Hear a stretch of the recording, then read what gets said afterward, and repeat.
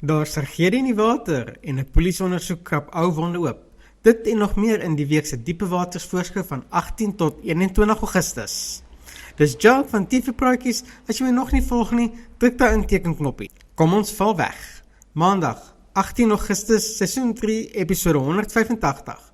Vir maande word ons getees met Bianca se dood en dit lyk my die week gaan sy beslis op die water dryf, want daar is tragedie by die swembad. Wie dink jy is verantwoordelik? Daar is genoeg verdagtes. Jenna gaan die ondersoek lei, maar hoekom tree Rousseau so vreemd op?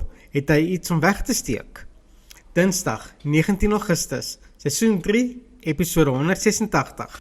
Zelda is op die verdagtelys, want Gys vra vir Jenna om eers in daai rigting te kyk. Terwyl dit lyk of Zelda met groot probleme sit, het Letty en Henry 'n ander stel probleme, want hulle sukkel om 'n oppasser vir Penny te kry. Daar is geen keer aan Fourie se woede nie, en Juwan kry onverwagse ondersteuning.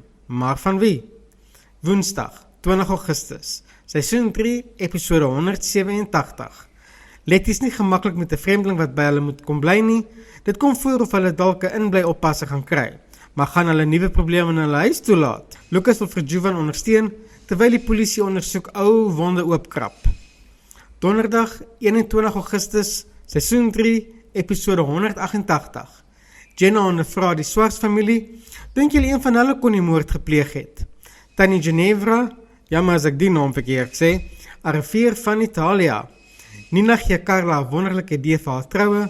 Dink julle Carla en Arno gaan voor die kansel staan, of gaan Lucas vra beklei? Dis 'n week van moord en ondersoek. Gaan die skuldige aan die pen ry? Is dit iemand wat ons ken? Wat dink jy van die week wat voorlê? Kom ons gesels verder in die kommentaarafdeling. En onthou om in te teken op die kanaal as jy nog nie het nie.